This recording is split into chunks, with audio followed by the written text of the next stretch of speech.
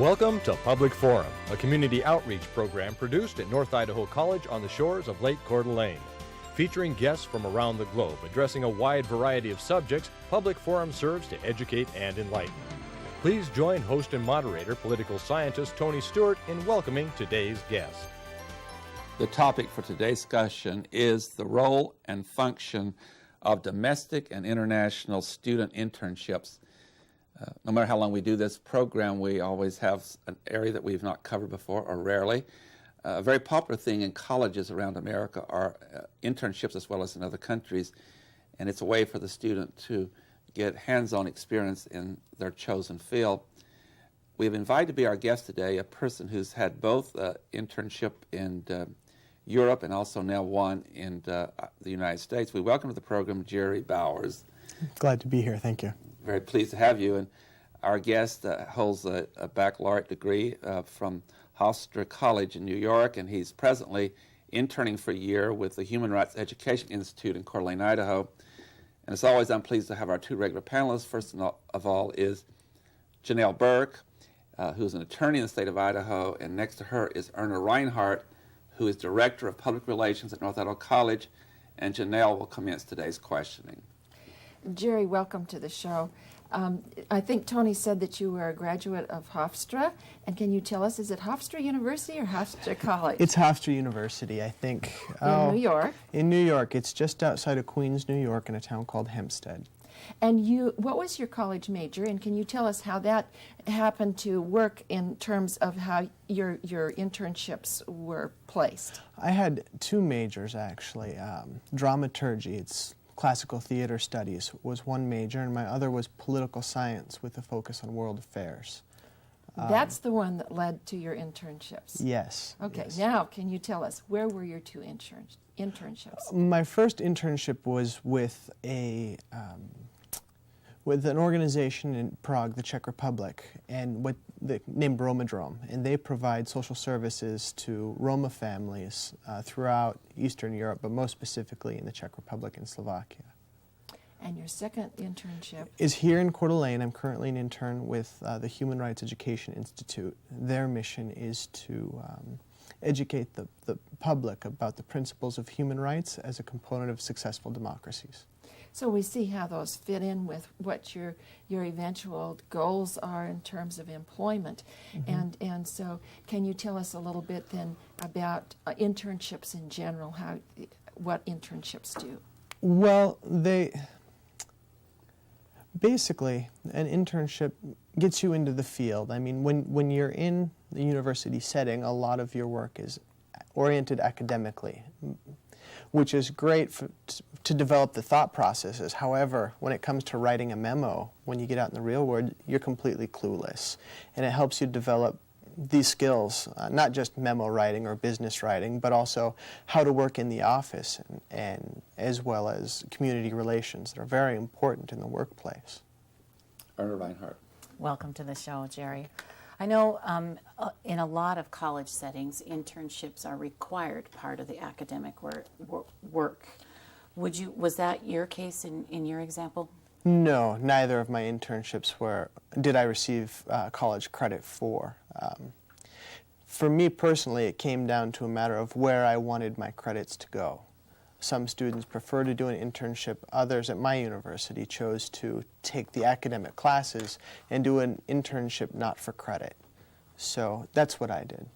And explain to us a little bit about the process that you went through when you selected the place that you went to for your first internship, and what would you recommend for people that are pursuing that kind of an internship? Well, my first internship really fell in my lap. When I was living in the Czech Republic, I was a student at Charles University there for 1 year, and I knew a lady who was involved with this Romadrom, the organization I interned at. And once I got to know the people there, they said they could really use someone with my skills, and they invited me to come on board. Excellent. That's how that came about. However, if you're interested if anybody's interested in global or any internship in the nonprofit, there's a great book. It's called, I think it's called Global Work. And unfortunately, I didn't bring I think it's an intersource You can look for it online. I think it's an intersource publication, but I don't have the information how to get it here with me today. And it talks about internships internationally? Yeah, it talks about how to apply for them, but most importantly, it outlines several organizations and it briefs you on the type of internships they have and how you go about applying for them and who to contact. That's a great source. Also, most universities have an office of student affairs, or I don't know, it probably varies from university to university, but a business center that helps arrange internships for students. So usually they're a pretty good tool. Excellent. Thanks.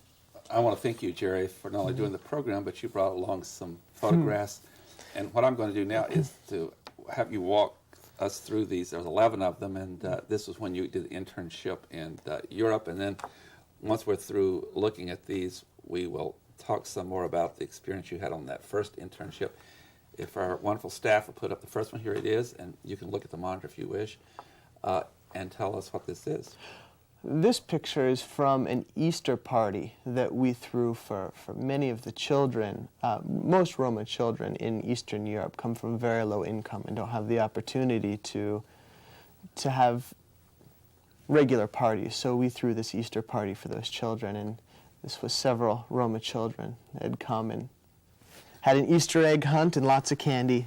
Caused a lot of problems. It was a lot of fun. They had fun and had a lot of enjoyment. And so we'll go to the next photograph, and that's of a beautiful building. Yeah, this is in Old Town Square in Prague. It's just a really beautiful part of the city, and I threw it in there so people would know what the city looks like and how beautiful it really is. I heard that Prague is a beautiful city. And our next photograph.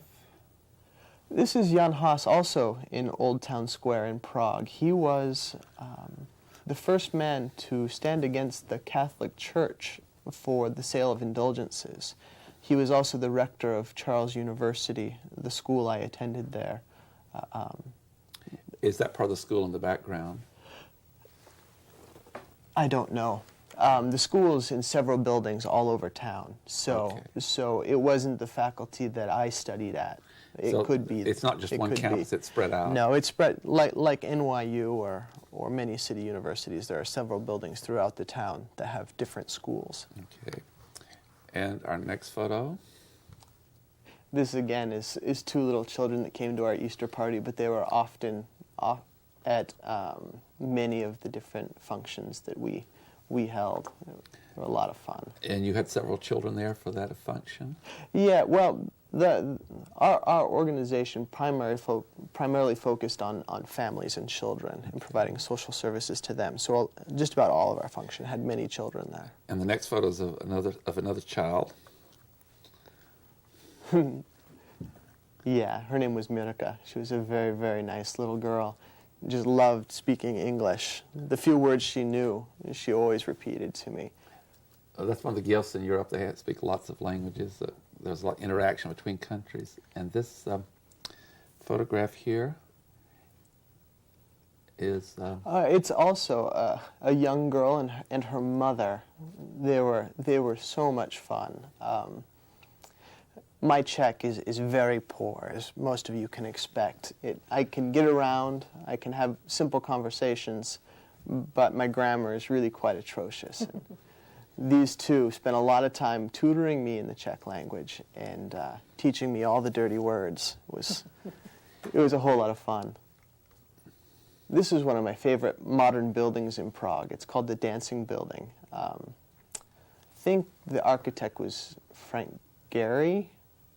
Don't quote me on that, but it was designed originally to look like Ginger Rogers and Fred Astaire dancing together. So if you can squint and use your imagination, the top level of the building was the apartment of the president, Václav Havel, who was also a well-known human rights defender. Oh, yes, and so that's an apartment building. They have a restaurant and several offices. Yeah. And then the next photo. That was the view from my window. I don't know how that got slipped in there, but that's what I looked at every morning. Well, it's important to know where you were living.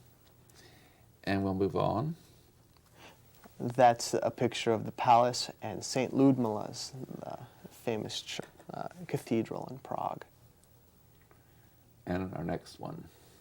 This was in another town with a great deal of students, international students, and the town was Český Krumlov. It was a very, very beautiful town. And our last one of the photos that you've brought.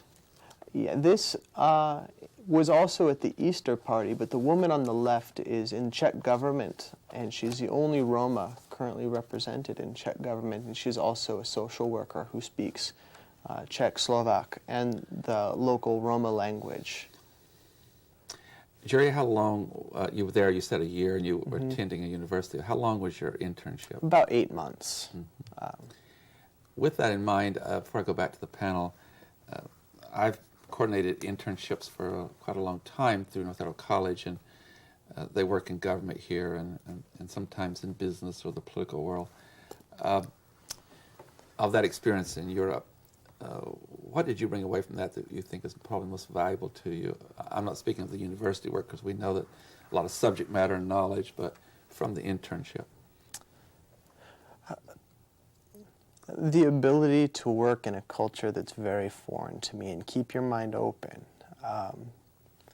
Really, I spent a lot of time in the Czech Republic and Slovakia with the Roma community, and they do things very, very differently. And they're not right, they're not wrong.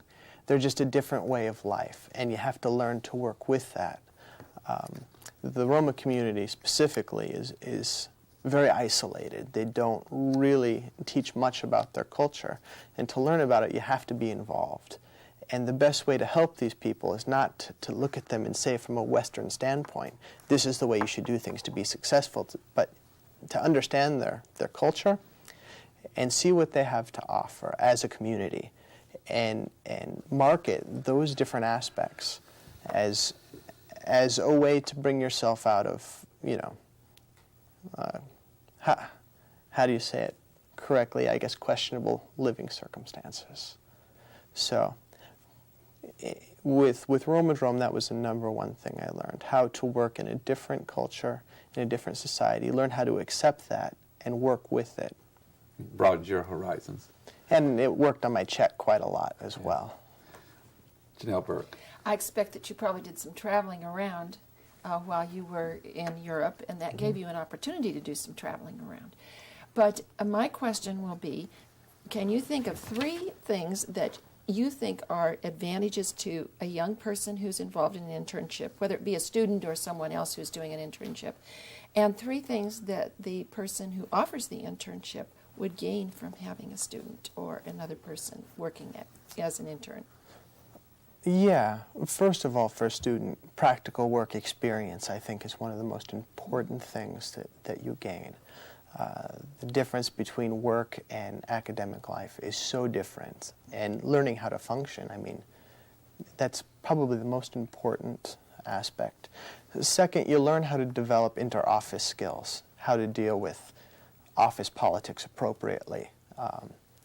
And third, it's really a different way of managing your life. I mean, the 9-to-5 office environment is completely different from staying up till 3 in the morning to finish a paper. That's a big part of it. How to write a memo, how to use, in the office environment, they want you to write everything in 1 page. In school, they say 10 pages or Especially more. in political science. Exactly. It's about being able to convey your message clearly and concisely in a short amount of time without a whole lot of elaboration. And how about from the employer's standpoint, or from the person who's going to offer the internship? What do you think they would gain from it? Well, an academic perspective. I think a lot of times in the office environment or an organization's environment, they forget the skills they learned in college. They forget how to look at things from an academic perspective. And I think once you bring a student in, they may not have all the necessary business skills, but they can look at things they view things from a slightly different paradigm. And I think it's a fresh perspective. Exactly. That's probably the number one benefit. Also, I mean, interns are usually not paid as well as standard. Well, they're just not paid very well typically. So the cost of having an intern on, they take a little more time to work with. I mean, I make many mistakes that my supervisor comes and says, Jerry, you know, that wasn't exactly right. Let me show you how you do that. So it takes a little more time, but the time is per dollar rate is usually pretty low. And also I think it's an opportunity for employers to revisit a bunch of skills. They do a lot of things automatically. I mean, if you ask somebody who's been in the business for 30 years, they know exactly how to do something, like look up a phone number or, you know, who to get in touch with in order to get something done, like a business card made.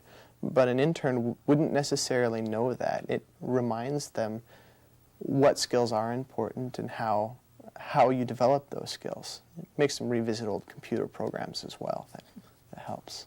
Thank you. Mm-hmm. Erna Reinhardt. One of the things I want to talk a little bit about is how the internship benefits the employer. I think it's a win-win for everybody. I think it's an opportunity for young people to go out and see if that particular field is something that's going to be a good fit for them, but it's also a great opportunity for the employer to do the exact same thing, to kind of give someone a tryout. I know in our office here in the Public Relations office we have interns periodically, and we hired an intern because she was awesome. She did a great job. But for those of us that are hosting an intern, Jerry, what tips would you give us that would be a benefit for the intern, for you? Now that you've gone through this twice, you could probably teach us some things that might be valuable. What kind of tips would you give us? Be patient. Probably first and foremost, be patient. I mean, we make mistakes. We don't know what we're doing. We're having to learn everything really in the line of fire. And give constructive criticism. It's easy, I think, for an employer to look at something an intern's done and say this is all wrong, but it's quicker for me to do it to myself. My current supervisor is great. She'll send everything back with corrections written on it, and it really teaches me how to improve my business writing skills and how to see things a little bit differently, I think. Give constructive criticism. Other than that, understand that we're young and we need time to do our student things. I mean, it's fine to work 80 hours a week, a few weeks in a row, but, you know, usually getting paid what we do, understand that it's good to take vacations from time to time as well. Exactly. That's good. Thank you. As someone who's supervised lots of interns, and they have gone on with their education and then are out in the workplace, and they indicate to me that's been very valuable. And I think one thing that I've seen in some of their reports back to me, and I want to delve into this question, it's a little bit delicate, but you're working with an organization, as you said, and there are a lot of experienced people, and they've been doing things a certain way, and it depends on the individual, but sometimes if you've been doing something a long time, it's not very easy to think outside the box. That term's really overused, but for someone who's young, coming out of an educational system where you're taught to do that and to be creative, do you sometimes suggest some things that are very creative but not as the traditional way of doing things?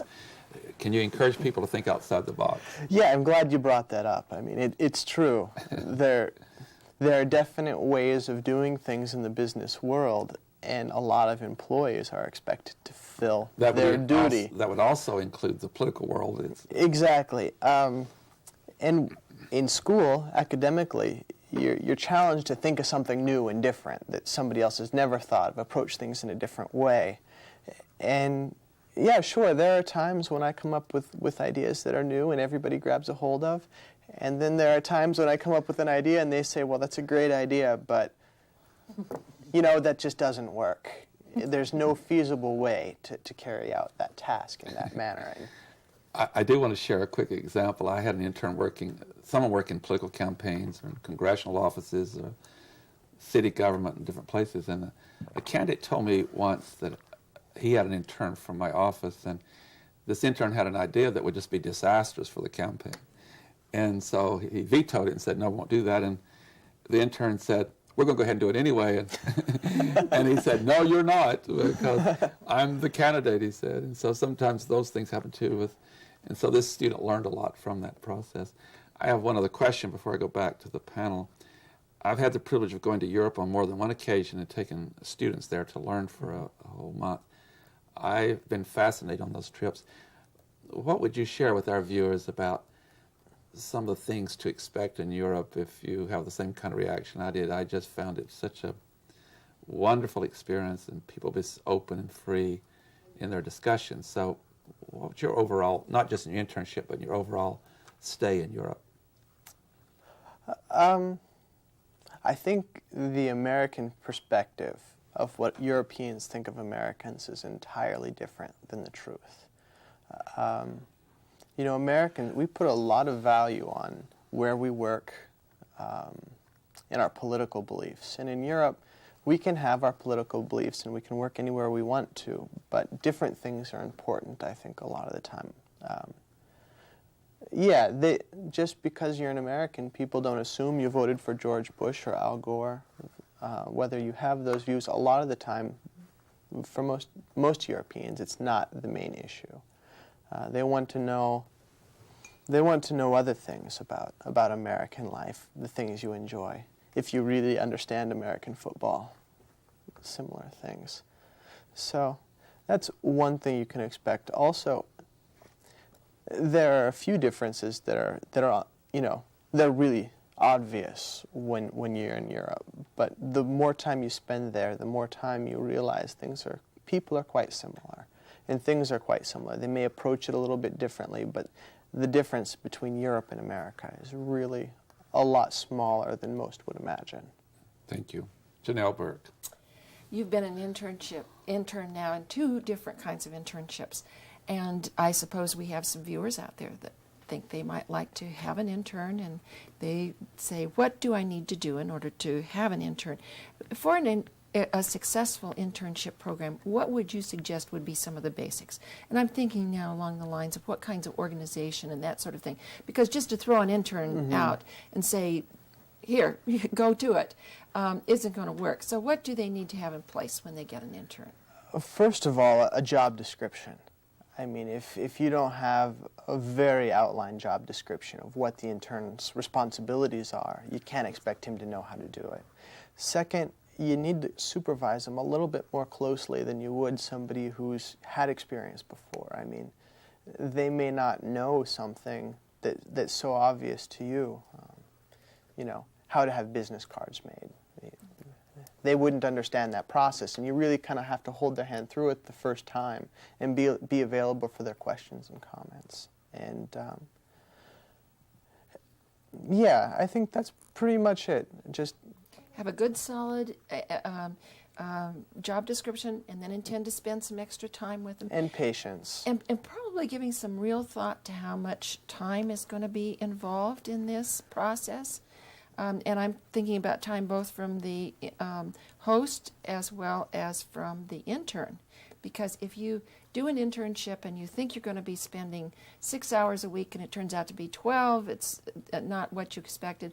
Or if you think it's going to be 10 hours a week and it turns out to be 40, that's... From my experience, it may not be the same with everyone, but from my experience, myself and most other interns I know work very, very hard, and they're willing to put a lot of hours in, but they may not be as efficient as somebody who's been doing it for years.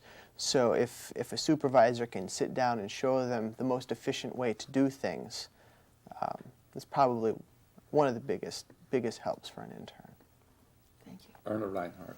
Jerry, we've talked a little bit about your internship abroad, and what I'd like to do now is focus a little bit on your experience here in Coeur d'Alene. Can you share with us the organization that you're working for and what some of those duties are and what you've gained from that experience? I'm currently working with the Human Rights Education Institute, as I mentioned earlier, and we have a pretty small staff, so my job description varies a great deal. I mean, from taking minutes at a board meeting to vacuuming the carpet in the office. I mean, there's a lot of administrative work that I do as far as filing papers and writing a lot of letters to donors or prospective donors or thank you letters to things that you wouldn't really expect as an intern. My boss sat down with me and explained how the budget works. paying bills, working, doing things like that that are real practical things that you need to know, but usually my supervision is a lot closer in those instances. A lot of times my current employer will sit me down and say, I want to show you this is how we work on it. This is how the budget works, and this is the best way to set it up on a spreadsheet. This is the best program to use for that. Things like that. Excellent. I do want to insert something that's really interesting and a little humor. Recently we did a television show and it was over. One of the people in the audience spoke to one of our guests and he wanted something. He wasn't being very patient, and she said to him, patience is a virtue. And he said, it wasn't for Rosa Parks. So that was a great answer, that there are times not to have patience. I don't mean in internship, but I mean in the political world. She had, fortunately, she sat down and wouldn't get up, and so it helped change in relation to civil rights. Also in relation to internships, the one you've had here in Coeur d'Alene, and it's in human rights, not in the general business community. What are you taking away from this that you will use in your life? That's something that you've found that's been, I don't want to go so far to say it may be life-changing, but something that's really impacted you. Most importantly, this internship made me realize the things I want to do in the future, or that I'm excited about in the future, the areas of human rights that I'm interested in, and the things I don't really have an interest in, things I want to avoid. It really helped me focus on my future and where I felt my skills and my traits would best be suited. I think that's a really great point. Again, going back to the experience with my interns, I've had some individuals intern and actually change their career, what they wanted to do, maybe in the same field, but moving, if it's in political science, moving from maybe law school to graduate school to be in public administration, whatever. That oftentimes happens, and that is one of the reasons for the internship. On that note, Jerry, I'd like to bring our program to conclusion. You've been very gracious with your time. We thank you for coming. Good luck in not only your internship, but your graduate work and your future. We wish you the very best.